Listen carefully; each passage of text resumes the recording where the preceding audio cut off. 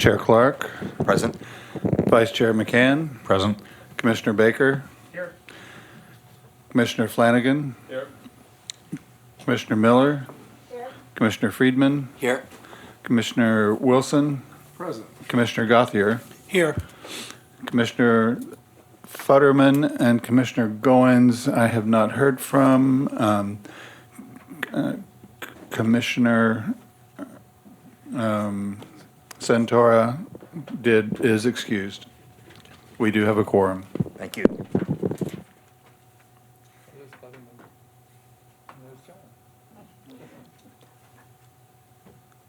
Parking melee out there. The next item on the agenda is the acceptance of the agenda. It was emailed and posted last Thursday, May 16th, for city policy. Is there a motion to accept the agenda?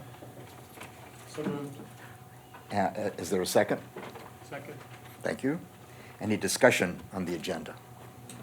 Lonnie? Let's see, F2, looks like I didn't Microphone. get on the agenda. Microphone. Thank you. On F2, looks like I didn't make it onto the agenda, though. It is a general statement, and it does include materials flow. So I believe you're covered. Well, public spaces plan is on the agenda. I don't see. And it says trash and recycling containers, messaging, and materials flow. Okay. All right.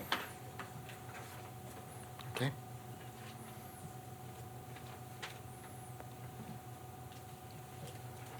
So we have a motion to accept and second. Is there a vote? All in favor, say aye. Aye. Opposed, say no. Thank you. And then now we move on to city manager and staff comments. All right. So, yeah. Okay, so I'll just get started, and then I'll turn it over to Stacy when she gets here, if she's able to join us today. So I wanted to talk about a few things. I'm going to save the product development process piece for last. So just a couple of things. That we've had a very active council agenda for our items. So I just wanted to highlight a few of the things that council has been talking about and will be talking about in their upcoming meetings. So at the May 1st meeting, council member Holstage asked that we put the plastics ban discussion on the agenda.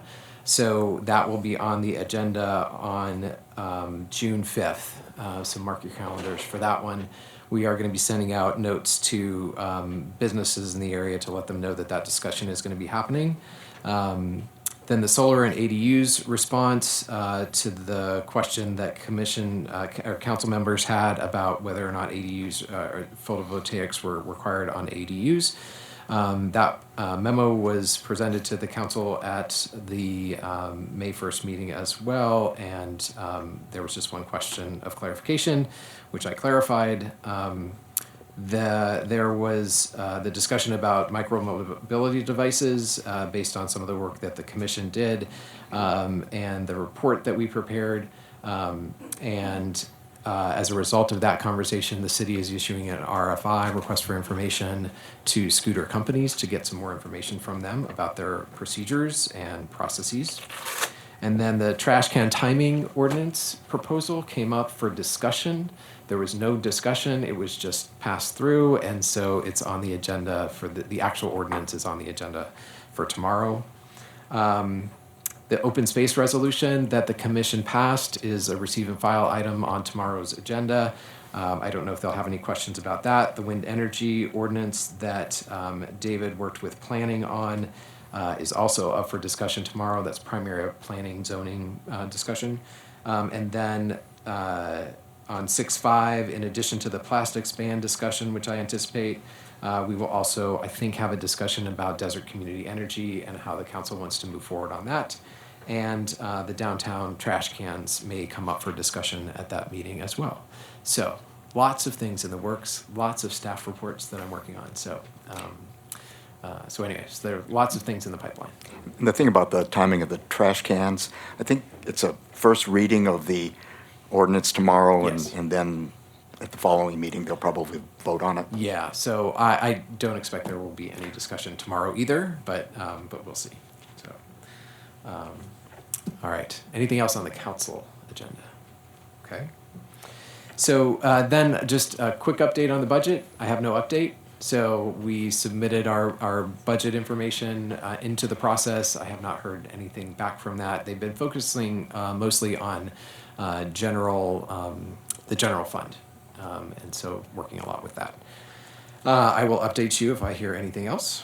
I don't have anything to report on the branding effort that I was going to try to do last month. That just didn't happen. But I do have an update on email addresses for commissioners. I did get a report or some guidelines from our IT folks. So if people do want them, essentially the process is I would request them. They would prefer to do them for the whole group at once, so we would kind of take a poll as far as who wants them, and we would submit an order. And then they would essentially give you an email address with your name and then with a hyphen at the end with the letters ABM for advisory board member. And I was thinking, we had the discussion before about business cards and how we would identify people on business cards, and we talked about having volunteer member or something like that. But I think that, to be consistent, I think that makes sense to just say advisory board member so that it shows up the same way on your email as it does on the the business card. So anyway, and they actually have examples here about how you would have a signature line as a temporary or volunteer or whatever sort of adjunct person. So anyway, can I get a show of hands as far as who would like a city email address for their commission work? Pretty much. All right, make it. I turned it out. Right. All right. So I will request that for everyone, and hopefully then next month we might have email addresses and maybe a business card design, and maybe we'll be able to go forward with that. So, okay. All right. Let's see. What was my other item? The cogen plant. That's not me. Okay. Yes. I just heard back from Stacy. She's unable to join us. Gene Autry Trail is in the process of being closed. I don't know how you can see it or not. Oh my, Wow. that's right now? Right now, Stacy just sent this, so. She better put her phone down. So it gets on drive. She's zero visibility. Right. It's the view. So she will join us next month. Kind of had a feeling that might be the case. All right. So the first substantive item I wanted to talk about before I turn it over for public comments is the product workflow document that I put together, similar to the agenda development document that I put forward to you guys last month, which is proving, I think, to be fairly helpful. So this basically goes through and tries to document how work comes to the commission and then goes out of the commission.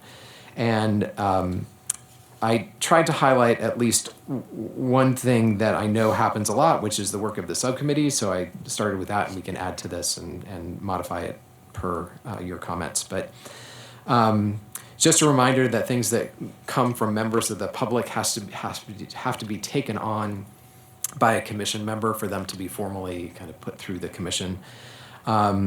Requests from city council usually get some clarification before they come back to the commission for action. And so if it's a commission item, it'll come back to the commission. If it's directly related to subcommittee activity, it will likely go back to them. Subcommittees usually work on products and bring those products to the commission for review and approval, and occasionally we might get some updates from them, and they might need some input from the commission along the way. And then city staff may come to the commission with ideas and information and topics that we need to share and to get onto the agenda as well. And typically all those ideas get funneled through that agenda development process, get agendized, and then get worked on by the commission or subcommittees as appropriate. So then the primary method I think that work comes through to the commission is through the work of the subcommittees. And so again, subcommittees work on things that are directly supportive of the mission of the commission. And as they do their work, the subcommittees may seek guidance or input from the commission along the way, as well as to get final approval of whatever products it is that they're working on. Products that are developed at the subcommittee level get shared among the members. The members get to provide input into those products to refine them. And then they come back to the full commission either as draft or as final, depending on what the product is. And so my only request is that we be clear about the status of those products and materials. So making sure that things are marked draft if they're draft or interim or preliminary or whatever it may be. So so that the commission knows what it's supposed to do with them. So and then there are some examples of products like research reports, motions and resolutions, responses to specific questions, et cetera. So those things come back to the commission again for feedback and review. If they're kind of draft, the feedback will go back to the subcommittee and the subcommittee will refine the products and then bring them back to the commission to finalize. And then once they're approved, they're moved forward to the appropriate body. So whether that's council or whether that's city staff. So, question? The motions and resolutions section, maybe you could expand on that a little bit in your document. I know I stumbled with that a little bit. That would be helpful. Yeah, to so learn maybe more. what the distinction is What the there. distinction is and how a motion would progress versus a resolution would progress out of our committee. Good Thank point. you. Okay, good. Any other questions before I move on? Okay. So then when things come to the commission, this is where I have challenges in terms of what do I do with this and where does it go? So anyway, so what I tried to do was identify a few different types of things. But for the most part, everything that comes out of here ends up getting some sort of a staff report attached to it. And then it is forwarded to the city council as appropriate or to city staff. So if it's a city staff item, it may be less formal. So it may just be an email. For example, the questions that we had on the bike lanes was just in an email, and I asked for a formal response and got that. And so anyway, so those are two different types of things. When it comes to the city council, those are a much more formal process, and we do a full staff report for pretty much everything, and those go through to council, and they get placed on different parts of the agenda. For example, they might go on the consent calendar for things that are very straightforward and just kind of require their review, to things that have to be discussed, like the plastics ban that is open for discussion, to things like the sample ordinance that they is pretty straightforward as well, and they need to talk about, but it has to go through the legislative process for it to proceed. So for that one, as an example, I had to do a staff report that put it forward as a discussion item, and then a staff report to put it forward as an ordinance, even though it was not really discussed, and I didn't expect that it would be. So anyway, so there's a process that they go through, similar to the process that we go through at the commission level, to say, okay, we're going to talk about something, and then we're going to vote on it. So that's how that happens. And then the only other thing that I would note is that, and this was something that was told to me because I asked about emails and documents that go directly to council from commission members. Basically, council members may not be able to consider items except when they are put onto their agenda. So anything that goes to them outside of the formal agenda process is basically for their information. And so they can consider it, they can think about it, they can read it, but they can't really do anything about it until it gets to that agenda level on the council. So anyway, so that's just a note about how things flow and how things get done. So any questions about that piece of it? I just had a couple of comments. Yep. Go ahead. After reading this, I thought of a couple of different types of products that might be included. Yeah. One is programs, like the battery recycling program. Mm-hmm. Another is the residential leaf blower rebate program. Those don't necessarily go to city council, although they may be informed about them. Another product is plans, like the plan for placement of containers, trash and recycling containers in parks. That's done by the subcommittee, reported to the commission, but not necessarily would that go to the city council. That, maybe databases too? Okay. Can you say more about that? Have we done that before? No, I don't think we have, but, Okay. I mean, But we might be. the one that we're building for the trash containers is an example of a product. Yep, good point. Okay. All right. So I'll give some thought to that and figure out how we can incorporate that as well. So, any other questions? All right, good. And this was just helpful, especially for me to think about, just as we go through our process and figuring out how things flow and where they go and what to do with them. So, all right. Okay, that's all from me. Actually, just one other thing about a meeting that I just had yesterday with PS Cares, which is part of Volunteer PS, but they are very interested in public safety and in particular bike safety. And so I anticipate that we will be working more with them on bike safety related issues as we go through the next couple of months. They have a whole thing that they want to do on vests and helmets and things like that. And I think as we're developing our updated bike map and information that'll... Bike safety brochure. Yeah, exactly. So that'll all kind of come together, Right. I think. So anyway, okay, that's it. And just one comment about Stacy not being here. She was going to speak on the update on the cogen plant, which John had requested last month, so we'll have to look at getting her here next month. Next item is public comment. This time is for members of the public to address the Sustainability Commission on agenda items and items of general interest within the subject matter jurisdiction of the Commission. The Commission values your comments, but pursuant to the Brown Act, cannot take action on items not listed on the posted agenda. 3 minutes are assigned for each speaker. Is there anybody here for public comment? Okay. The answer is no. So then we've already had welcome, and we'll move on next to accepting of the meeting minutes. That's the minutes from the April 16th commission meeting. The minutes were emailed and posted last Thursday, May 16th, per city policy. Is there a motion to accept the minutes? Motion to accept. Thank you, Rob. Is there a second? Second. Thank you, Carl. Is there any discussion on the minutes? Lonnie? Yes, under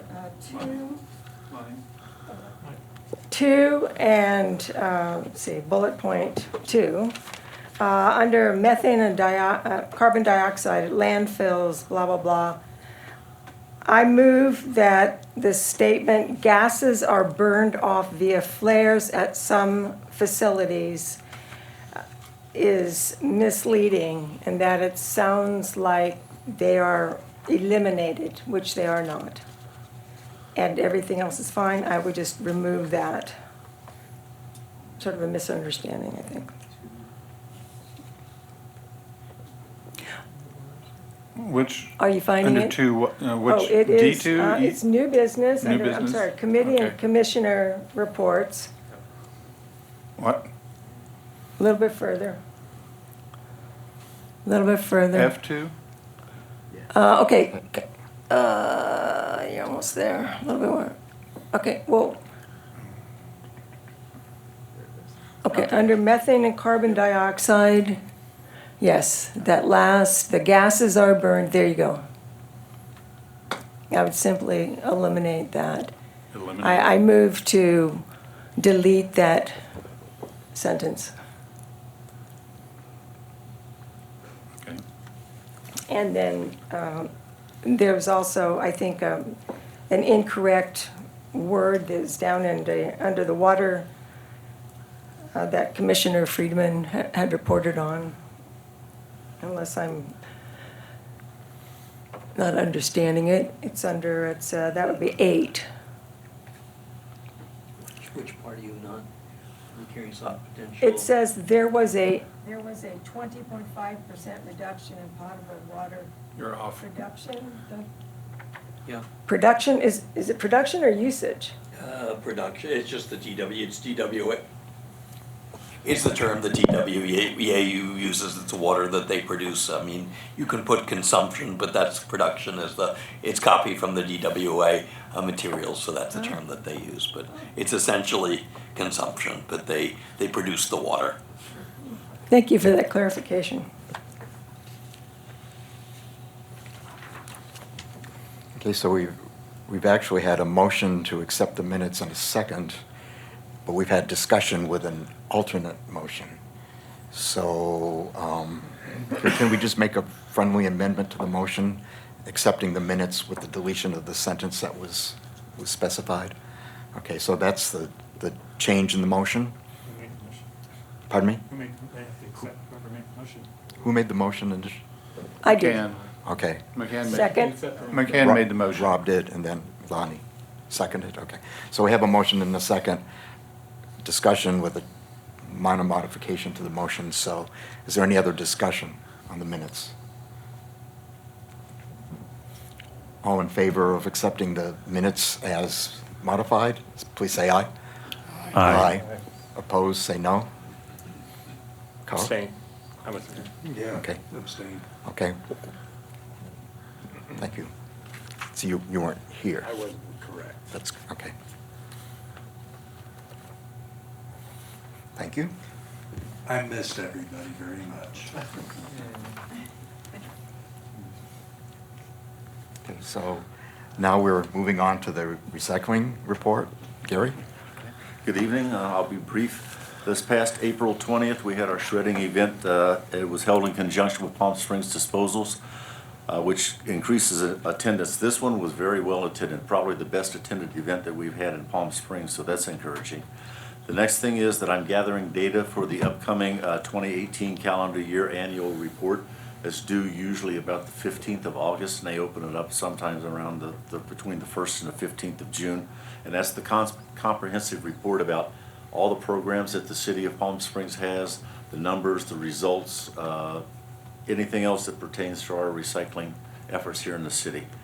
And I did pass around a letter reflecting Desert Arc is receiving a sustainability award from Riverside County, so they provide the electronic waste collection for us at our events and pickup in our public works yards, so it's a recognition well due. And the last thing is I spoke briefly with Andrew Smith, who is our representative from the state, and I asked him about any improvement or any guidance from the city or the state regarding Senate Bill 1383. That's the short-lived climate pollutants, the overarching legislation that's going to be taking place soon. And he said none. They're still gathering data and discussing through it. That's it. Any questions for Gary? So just a couple of quick additions. One is that we did receive our funding from Cal Recycle for our beverage container grant money. So we put that into the system last week, or this week. And then we did have a brief discussion about the reporting format that we want to try to adopt for meetings going forward in terms of reporting out on recycling efforts and progress and things like that, but we didn't get very far. So we hope to have more discussion on that at the subcommittee level, and then hopefully bring that back to the committee next month. So that's it. Okay. Thank you, Gary. Thank you. Moving along then to old business. The first item listed is the leaf blower information campaign. Patrick? So June 1st is rapidly approaching the enforcement deadline. As you can imagine, we've had lots of phone calls recently about incidences and questions, and everybody received a letter at their home last week, I believe it was, Based on that letter, I've only gotten about a handful of phone calls, I would say less than 10, clarifying whether or not people were in violation of something or clarifying that they can still use electric, that kind of thing. But again, pretty small number of responses based on all the letters that were sent out. I do know that they were getting out there. I got several brought to me in social settings, so I know that lots of people got them. Anyway, we also are running another Spanish radio spot this week to just remind everybody about the June 1st enforcement deadline. Lots of gardeners are taking the attitude of they're not going to do anything until June 1st, and so I hope that they do on June 1st, and so that we can minimize the number of fines that we have to give out. So we'll see how that goes. We're going to meet with enforcement before that, and so that we all have a consistent message around how that enforcement is going to play out. So that's what I have to say about that. And I'm sorry I forgot my prop. I should have brought that in. Dan was kind enough to purchase for me and the office a leaf blower that blows bubbles. They do make that, and I have one. So Is it gas powered? it is battery powered. So I'm hoping it holds up in the heat. All right. So the next thing was the household battery Oh yeah. Did you have a question? Jeff Courts. Oh, okay. So the next one was the household battery recycling program. So that we are poised to roll out. Our hope is that we can launch it at the World Environment Day. And so we should, I finalized the look of the boxes that they are in production. And they approved funding for that under the grant. So they viewed that as a dual communication / something device. So anyway, so they're going to pay for that under the grant. And they look great. And so I think that they'll be a really nice tool for people to have at home to collect their batteries. I did start to draft a press release and that kind of thing, so we'll need to figure out a way to get that message out and out to folks. So anyway, so that's the plan. I'll be working with Roy and others to get that material finalized. Status of staff report on polystyrene container plastic straw ban. So I'm very close to finalizing the staff report for the discussion that will occur at the June 5th meeting. We are also sending out notes to businesses that discussion is going to happen because we would like for people to be there and weigh in and give their thoughts. And so some notes are going out. And if people have recommendations for individuals or organizations I should reach out to, like the Hospitality Association, if you have contacts there, feel free to send those my way so that I can just get more word out about that. So that's the plan for the plastic ban. The way that I set up and frame the report is essentially talks about the scope of the ban. So what kind of materials do they want to focus on? What kind of businesses do they want to focus on? Do we want to focus on just the city, and that kind of thing? So they'll have discussion on that. I think there's a lot of energy around it. They've been talking about it for a while. You guys have been talking about it for a while. So I think there's a lot of energy behind making something happen. Certainly, I think styrofoam is kind of a no-brainer. So we'll see how that goes. That discussion goes. So feel free to join in that discussion and participate. It's going to be that meeting is going to be lots of agenda items, so you might want to go. I think that was it for me. Okay. One more for you, but first, Yes. Arbor Day trees for Jennifer.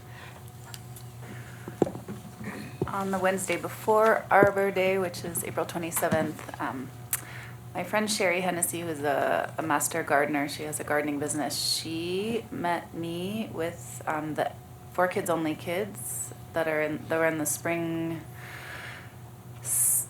camp, and so we met over at Demuth Community Garden, and in the shade, we shared information about Arbor Day and Earth Day and talked to the kids and why we would want to plant trees. And in groups of 15, they all planted a moringa seed, which has many, many benefits. You can eat pretty much every part of that and use it medicinally. So it was an interesting day with the kids. I wish I had sent you a picture just to maybe. Anyway, they were very engaged, so that was really positive, and they all got to take home their plant and promise to water it. So I took home a couple, and mine sprouted, so I'm hoping that theirs did too. And we went into the garden and looked, with Sherry's critical eye about space, and decided that we could plant probably 4 fruit trees in the garden. Rosa had requested a fig, so we're thinking, maybe 1 or 2 different kinds of fig trees. Mangoes are always great. Desert Gold Peach, Sherry said, will grow here, those peaches, which would be nice. There's nothing really that tastes more like summer than peaches. And I thought maybe also a Satsuma tangerine, because they're small and seedless and easy to peel. If any of you have any suggestions for anything else, but that is one place that we can have an edible garden. So, it's been cleared that we can plant those fruit trees. So we've decided to plant these fruit trees when we dedicate the garden to Michelle Mycian next fall. Great. Avocados. I know, they're so great. Just need so much water. But yes, I would be with you on that too. It would be nice to make guacamole, I thought. And yeah, you could grow everything and do that. But Actually, Jen, at NUSA last week, there was a presentation by the people who are developing the Miralon community, which is in the north end of Palm Springs.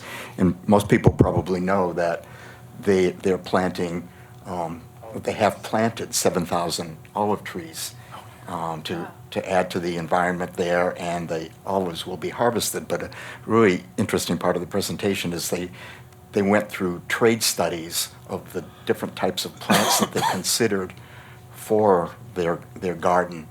There were like 10 or so different plants, and water usage was one criterion, ease of harvesting was another. And in their case, they're going to market olive oil, so marketability of the product was a criterion as well. But I have the presentation, and I can share that with you if you'd like. I would love that. Thank you. Okay, thanks. At that same meeting, I remember one of the things they did promote were satsumas, or they called them tangos. Tango, they're the cuties that you get at Costco, and they said that they're perfect for the desert. And they also said figs were great. So both of those trees were in their list, on their short list. Thanks, Jim. And actually, the last item for Patrick, he's already covered, and that's the municipal code regarding trash and recycling containers, which will be discussed at the city council meeting tomorrow. Okay. Moving on to new business.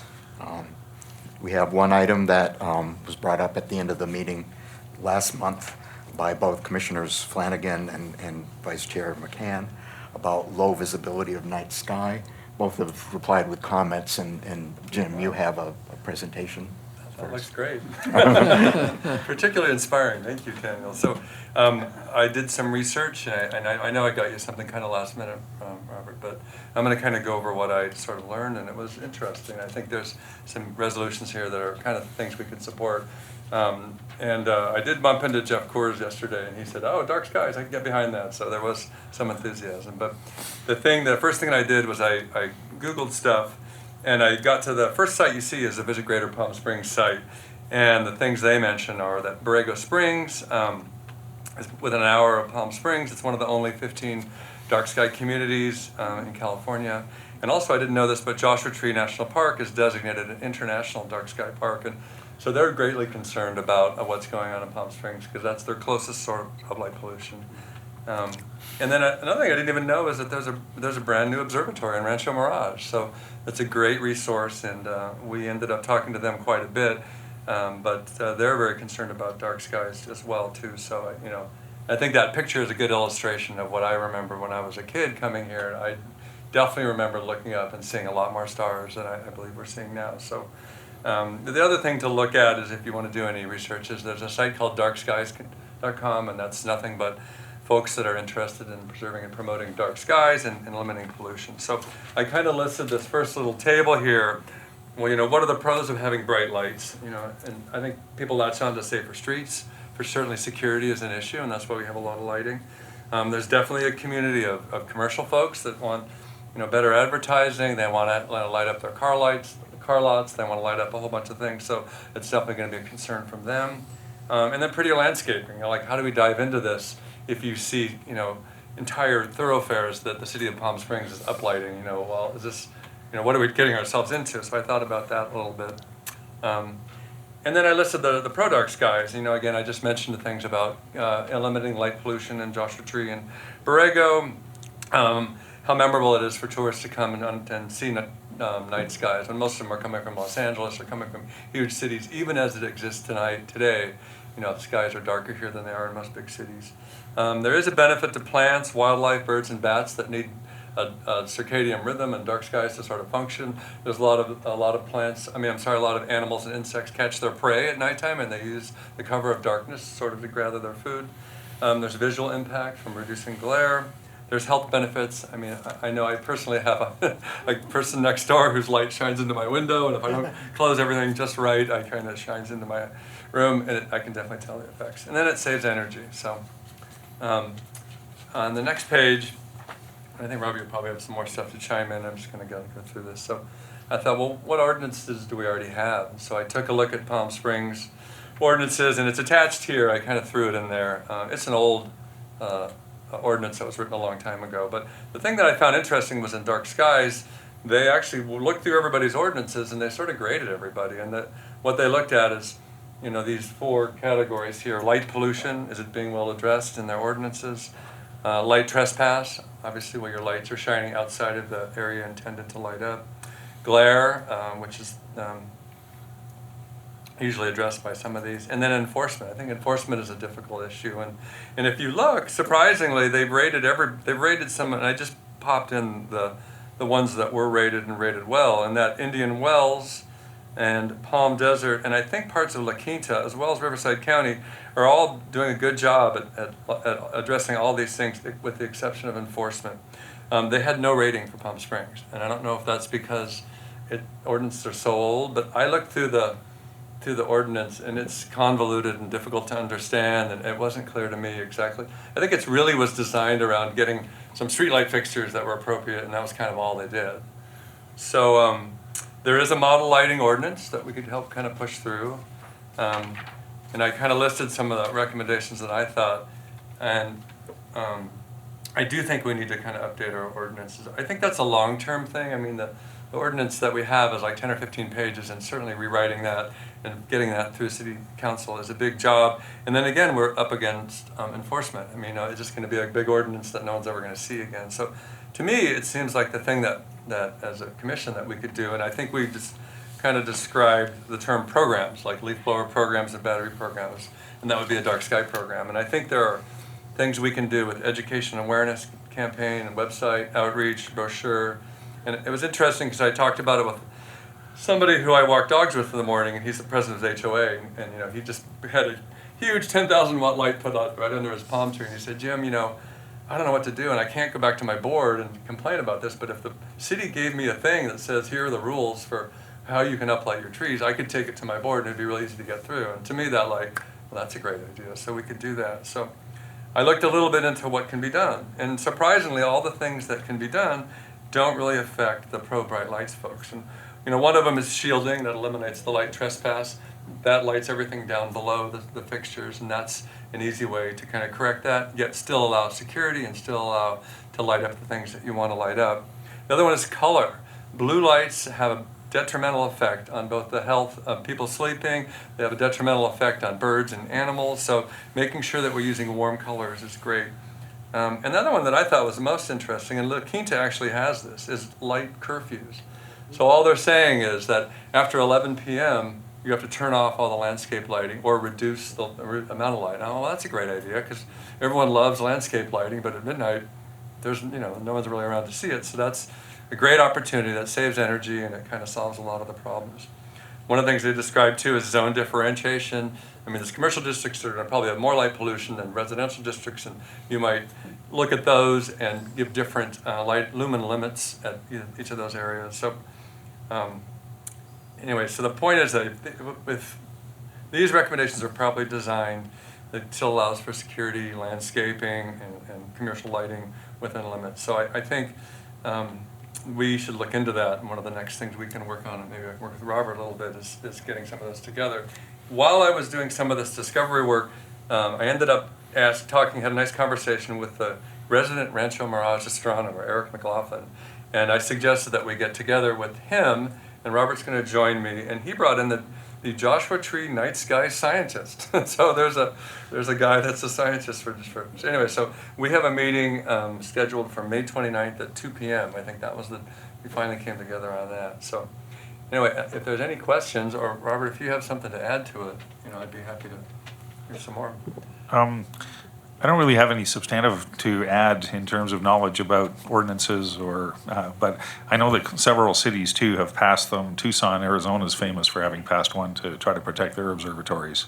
So the only thing I'm going to add today is next time we have a very cloudy sky, go out at night and take a look up, and you'll see the magnitude of the problem, because there is a dull red glow that comes off of the clouds, and it illuminates. I mean, you can see your way like it's a full moon, and it's all light pollution that's reflecting down.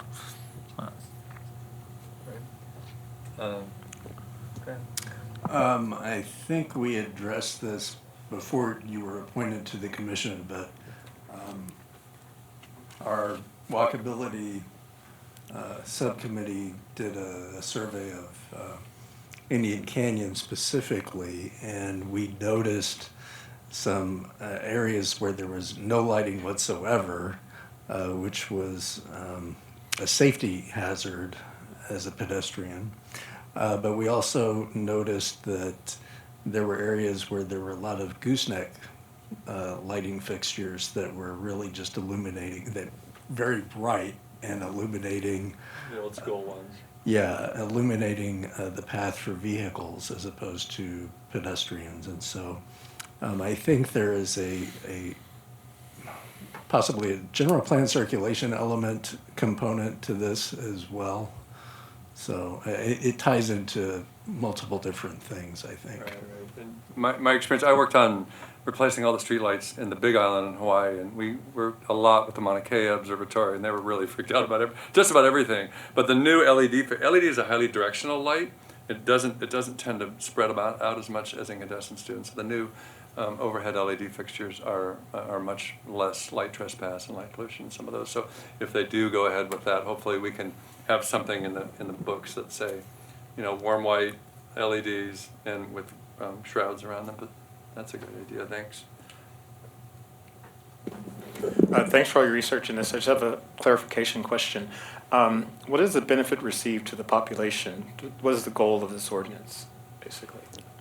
I think that I tried to focus on the first page about all these dark skies communities, and I think, to me, I know when I was younger and I used to come here, it was very memorable to me. When I went to the desert, I saw stars. When I went back to LA and Orange County, I didn't see stars. So I see it as mostly a tourist attraction, or a way to keep tourists coming to the desert, making their experiences more memorable. I think there's also some benefit to wildlife preservation and to health benefits, but those are smaller. So those are the two I kind of think is the biggest ones. No, I'm just asking, how would you sell it to the community? It's like, you're spending city money, why are we doing this, basically? That's all. I think it's enhancing tourism, so it would be development, or tourist development. And I would just throw in too, it's also enhancing quality of life of residents. If you assume that our dark skies are a resource, similar to any other resource like water or anything else, then we're losing it, and it's a valuable resource, and it's not good to lose. Thank you. Lonnie? I think in the last 6 months, some of the brightest skies I've seen have been in South Palm Canyon. And some of those houses are just so lit up. It's unbelievable. I always thought Palm Springs was a dark sky friendly place. But this was the worst I have ever seen it, and it looked like they were just put in within the year. Yeah. There were, a lot of new building and whatnot. I don't know if they didn't get the memo or what. I suspect we may have an ordinance that might work if it was enforced. So I think we should check out what we have, unless, Right, yeah, I did We know- attach the ordinance to here, and my read of it is that it's a lot about, streetlight fixture design, and it's very complicated to well, understand. then So I think it's that, gotta be one rewritten. thing I thought was interesting is the guys at Marilon, the Marilon presentation, he said they're gonna follow the Dark Skies Initiative. And I said, did you find anything in the ordinance that made, he said, no, someone else is doing it. So it wasn't clear to me whether there's much in here, but I think we're gonna research this more going forward, and I think we'll learn a lot by meeting with both the astronomer and with the Joshua Tree guys that we'll bring back to you guys next month, and maybe with a Well, more there- developed idea. there is a lot of health data on it available. Okay. Same as there's health data about people going out into the wild and benefiting from it, lowering stress levels, glucocorticoids. Oh, thank you. Great. I did just have one additional comment that it seems like if we did have an ordinance, it would work much like most other ordinances in that we wouldn't be ripping down current street lights, but as new infrastructure was put online, they'd have to follow these dark sky requirements. So the capital costs would probably be about the same as they would if we didn't have the dark skies, or maybe just an incremental increase. So it's not, implementing this wouldn't mean ripping down lots of things. It would just Right. mean improving our process over time with new stuff. The costs, yeah, right, a lot of the stuff fairly low because it's guidelines and stuff, but when we do replace streetlights, generally we replace them for LEDs, and they tend to be really cost effective, mostly because a streetlight will burn, 25,000 hours, whereas LEDs will burn 150,000. So the cost of having to fix them is great, and they're also eligible for rebates, but you're right. Thank you. Any other comments or questions for Jim and Rob? So, I just had a process question. sure. So does that mean that they're an ad hoc committee Yeah. now? I was thinking the same thing. It seems both of them have committed to doing some additional work, so we probably should make a motion to form an ad hoc subcommittee. Well, I've committed to do work, assuming that my sheep signs and my dog signs are going up any day now, right? Okay, thank you. Brent? I did have one quick comment because it's been a while since I've worked on one of these reports, but I do recall that there are mitigations typically required associated with a certain radius from the Palomar Observatory. So that may be in our dark skies ordinance Yeah, already. I'll talk to the astronomer at Rancho Mirage and ask what he knows about that. I think we fall within that radius though. So if we do form an ad hoc subcommittee, what time limit would you like? Just till the end of the year for now? Yeah, Okay. I think that'd be fine. Okay. So would somebody like to make a motion that we form an ad hoc subcommittee to investigate? I move that we create an ad hoc subcommittee comprised of Jim Flanagan, Commissioner Flanagan, and Commissioner McCann, and anyone else who wishes to join them to extend at least until December 31st, 2019. Is there a second? Okay, thanks, Greg. Dan, did you have a comment? Yeah. I don't think you need a motion to create an ad hoc committee. I think you can, as chair, you can create it. Oh, fine. Well, we've done it, so so we'll know next time. Okay, all in favor, or any more discussion? All in favor of the ad hoc committee, say aye. Aye. Aye. Opposed, no? Passes? So, can I say, so our goal is to come back with a report next month, right? Or some guidelines, or as much as we can come back. Right, we'll add you to the list of subcommittee and commissioner reports, and so you can, if you have enough information for a written report, you can submit that, but you'll have the opportunity to report during that time in the meeting. Okay, all right, thank you. Okay. Then, moving along at 5:50, we're moving along quite fast tonight. The next item is subcommittee and commissioner reports. And the first item is Standing Subcommittee on Solar and Green Building. Commissioners Friedman, Goins, and Flanagan.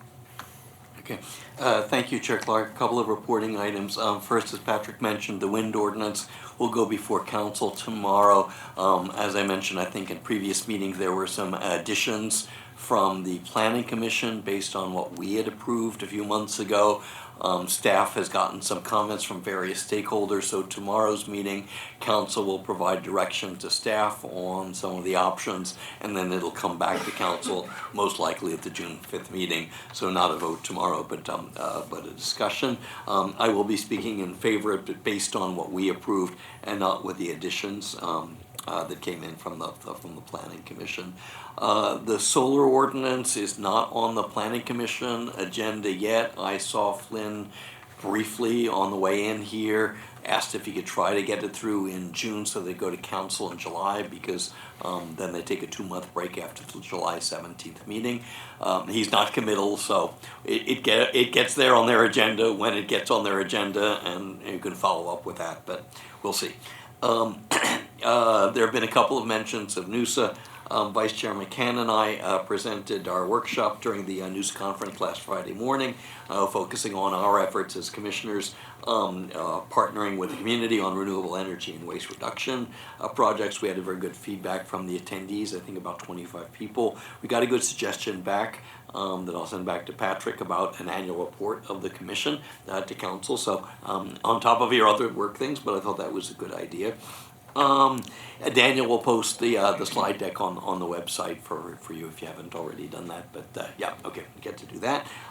It was a fairly lengthy and good presentation. And then that afternoon we had the tours for NUSA. So I led the renewable energy tour out to the windmills. Commissioner Flanagan and Commissioner Wilson joined there. We had a nice, good photo that I've sent to the city. And Ashley Metzger of DWA also led a water tour, and that was also well attended, and I thank DWA at their board meeting this morning for their assistance for the NUSA conference. And then a number of you volunteered at the booth, so thank you very much for that. And we gave out about 500 water bottles and a whole bunch of lots of stress thingies and bags and everything like that. So I think we got a good feedback from that. And then finally, Commissioner Flanagan is working with staff on the electric vehicle charging program. So whether you have anything sort of to add on that, but that's on our on your plans. So Jim and I met to talk about some of the locations. We met with Jay from engineering and went through some of the spots that are already on our list. I had a follow-up conversation yesterday with Jay and with Stacy about power at some of those locations, and I think it's going to be a little bit more of a challenge than we think in some cases. So I think we're going to have to really do a little more, engineering is going to have to do a little more legwork in terms of walking some of those sites and figuring out proximity, et cetera. Is that the site in front of the underground garage at the museum where Tesla is claiming all the That is EV spaces? one of them. They apparently took all the power, so we need to figure out how to work around them.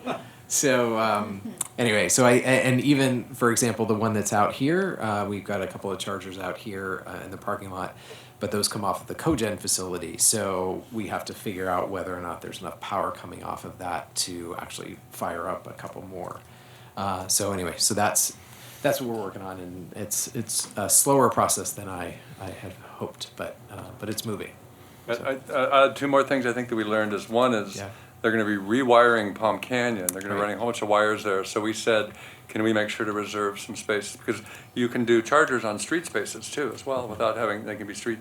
Other cities have done that, so that's one of the things we looked at. Yeah. I forgot the other thing I was just going to say, but that one I thought was helpful to know. And I did send a follow-up note to Marcus and Joelle about that, to just say, keep me posted on that and let me know how we can get engaged with that. Anything else on solar and green building? Okay. Anything, John? Okay. Thank you. Next is Standing Subcommittee on Waste Reduction, Vice Chair McCann and Commissioner Miller. So I will just jump in here. after the last commission meeting, I met with the subcommittee, and everybody is so hard at work in their individual efforts for this subcommittee that I agreed to take over some of the management of the group. So so I'm facilitating and just managing the paperwork for the group. Just a quick report on a couple of things that I'm working on, and then I'm going to turn it over to Lonnie and to Rob for their quick summaries. But I've already talked about the plastic ban and that report that's underway, and I talked about the battery recycling project. Nothing new to report on C&D waste. I did want to give a shout out to Debbie Calhoun, that's Gary's wife. As Rob will explain, we did some waste audits in Demuth Park, and Debbie joined us one Sunday night, and as we were digging through trash, and she was helping us record what we found. So I think that goes above and beyond any any spousal duties. So anyway, so thanks to her, and Rob will talk more about all of that that we're doing.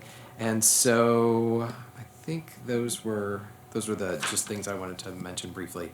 Lonnie, I think you're the first up. Is she next? Yeah. So Lonnie's going to give a little talk about some of the work that she's focused on doing around materials management, and then Rob's going to talk a little bit more about the public space container stuff. So.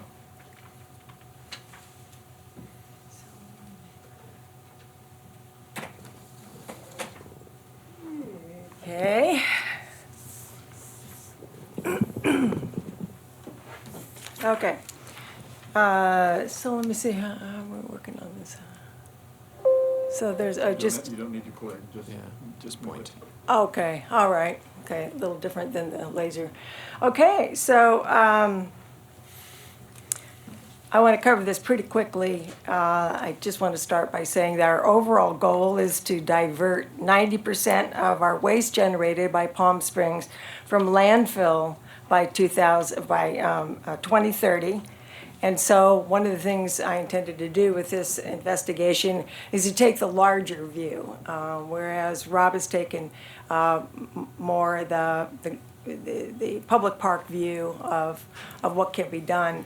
But I think in the long run, we're going to need to have both. And I would, in terms of the goals of the project that I've started, Patrick did a great job in tightening up the write-up on the goals, and you see this on, excuse me, on 5 on the report. It starts in the third bullet down, a set of goals for an analysis to identify the following. If you just, when you have a chance, read that over, that pretty much covers it. A lot of it has already been done, but there's still a lot of work that needs to be done. And this particular diagram here is probably 2/3 finished. I think we're going to keep adding to it over the next maybe year even. So basically, one of the things I've said is that that this evaluation is for not only Palm Springs, but the Coachella Valley and the Riverside County Network for waste management. You might wonder, well, you know, why such a large area? But I know I'm preaching to the choir when I say that greenhouse emissions do not stay in our borders. And essentially, we have the question of where do Palm Springs responsibilities lie? So I want to go to this diagram here. And first of all, I want to point out that this, thank you.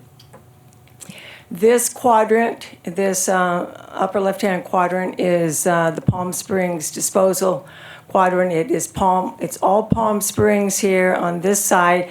There are a couple of other things that we haven't added on to that, our diagram.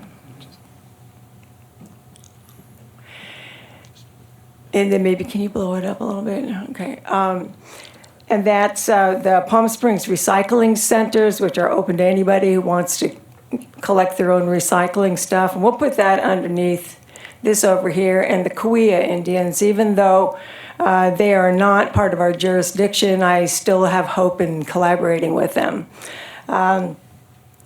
Over here, we have the Edom Hill Transfer Station. Now, whereas the upper left-hand upper left-hand quadrant was PSDS. This, the Edom Hill is operated and owned by Burtec. I'm not touching it.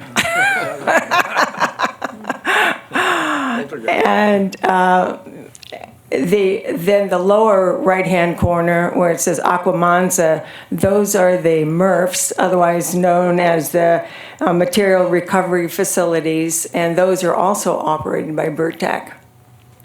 So basically, just to explain to you what happens is we have mixed recycling. That means basically contaminated recycling. And then we have waste, which is otherwise known as solid waste. The other thing that's not included and is not intended to be included is green waste. We just don't have that on here. And there's no plan for having it on here in the near future. Some of these numbers I went over with you last time, but one I didn't was having to do with the Edom Hill Transfer Station. That actually, no sorting takes place for Palm Springs materials there. It's actually sorted in PSDS in Palm Springs. All they do is they take out the gigantic things like washing machines and whatnot. At Edom Hill, they also do that, but it's for the other jurisdictions. Basically, Burtec works the whole rest of the valley. They are a very big waste management company. They do a good job in many respects. Basically, both the solid waste and the mixed recycling is put into their separate trucks. The mixed recycling goes to the MRFs. Most of ours now goes to Aquamanza, and I'm trying to get this guy to respond to me so that we can go out, those people who are interested can go up and actually take a look at it. We have questions of Aquamanza such as what can we do that will realistically improve our recycling success, decrease our contamination, such that there's less that goes to Lamb Canyon landfill. And this has been a big bugaboo. I mean, they say, oh, you know, there's all this contamination. But as it turns out, we don't really have a recycling program here in terms of education. We want to institute a campaign to educate people on recycling, to re-educate them, given what we now know, given what the markets are. So part of this research is to discover what those things are. What are the three, maybe at most four most important things, bang for your buck, we can do to get a recycling program going. From Aquamanza, the recycling is completely processed. It's turned into a commodity feedstock, basically, and it goes off to be recycled. Now, exactly what goes and how much of it doesn't go, we don't know the numbers on that, but we aim to find it out. The non-recyclable, what are called residuals, end up in Lamb Canyon landfill. Up under Edom Hill, I want to point out, I'm probably running short on time, that this is a landfill. It is in Cathedral City. It emits landfill gas. It has an open flaring system. Open flared system means this is where they burn it off. You see the flame, and it depends on the winds, how hot it gets, and how long the methane is in this temperature environment will determine how much is actually destroyed. In the open system, not very much is destroyed. Not enough to meet the standards that California would like to meet, of course, that any of us would like to meet. Over in the Lamb Canyon, the number that's flared is not that much different than what Edom Hill is flaring, even though Edom Hill is actually a closed landfill. No more landfill material is going there now, but it continues to spew methane and CO2. Lamb Canyon spews more, and I've reported that 10,000 tons of methane produced per year. That is just coming from Palm Springs. Also an open flared system. And just FYI, in Riverside County, there are a total of 11 landfills The Coachella Valley has 5 of those. All of them are open flared systems. None of them are closed. None of them convert into electricity and go on the grid. So, and you know where these places are. They're all in places where the poverty level is the highest. They might benefit from some jobs from it, but their air pollution, their air quality is definitely decreased in addition to other things that decrease it. That's all I have. Great. Any Thank you. questions? Any questions or comments? I had one question. So you said the metric is we want to try and divert 90%. Do you know what we're at now? Do we have that number? Or? No, as a matter of fact. That is an excellent question and something we're investigating. That's why, yeah, exactly. We need to know, because I think the gap is huge. I don't know if that's even realistic. And it's what makes it challenging is that all of these things are happening with the markets that are changing our ability to do that, to divert that waste. So anyway, so that's where we are. David? Lanny, thank you, Commissioner Miller. The mention of flare gas brings me back to 20 years ago. I worked in Tunisia to do an electric power plant from flare gas from the local gas fields, and then they just threw it into a turbine and with hot water, and it turned the turbine and generated electricity. So that technology is very basic and very existing, and it's clearly a long term. But perhaps with DCE. There could be some synergies to work and create our own sort of capture it, and they do want to look at as part of their objectives of generating their own electricity in renewable sources, which would then be included in the renewable or recaptured. So it's a long-term project, but I'm depressed when I hear about that, just because it is a lot easier to capture that stuff and generate electricity, and we could use it here in the valley. I am delighted to hear you say that, because that is my thought also. We have 2 landfills. We have one in Blythe and one in Mecca. And let's see what one is. Anyway, I think there's 2 that have already been studied and are perfect to move in that direction. They are okayed to move in that direction by the state. We just need to move in that direction. Lamb Canyon is perfect. In fact, they did have an energy, well, it turned out they only had it operating for a year and it never did produce energy. But they have a setup that is perfect to do this. So of all the things we can do, I think that kind of conversion should be high on the list. In addition to that, there's no reason why Palm Springs couldn't have its own MRF. We wouldn't have to be transporting all of our recyclables. We could maybe do a better job, and we wouldn't have to necessarily be transporting it to the city of Riverside, and then which then goes to Beaumont. We don't have to transport these things out of the valley. We've got plenty of landfills. Maybe we could get a MRF up in the northern part of Palm Springs. We have 75 square miles of land. We have a tremendous amount of land in Palm Springs. So I think we can sell it. We just have to get the numbers, and yes. Thanks, Carl. I have a procedural question. So going back to Edom Hill or Lamb Canyon, since those are all third-party private enterprises, what jurisdiction does the city have if we wanted to encourage? I mean, I'm assuming the only thing we could do is encourage them to use one of those recycling options. Well, that's a really good question. Burtec owns Edom Hill and collects, and uses as a transfer station the Edom Hill, and then it goes to Aquamanza and all of these other MRFs. We do need to work with them to find out what we can do now. Yeah, so we have, I've got the phone calls out there. Interestingly, there is a MRF project that has been completed between Apple Valley and Victorville fairly recently, within the last 10 years, and fascinating collaboration And it is administered by those two cities, but it's actually run by Burtec.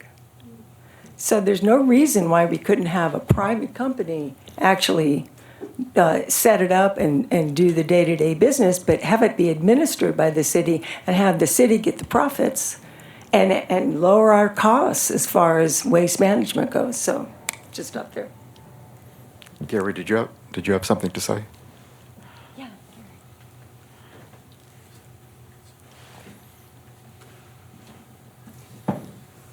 Maybe I didn't understand your question correctly, but Riverside County is the one that owns all of the landfills within Riverside County. Yeah, They're that's- operated by the waste haulers, the Burtec, so Burtec doesn't own.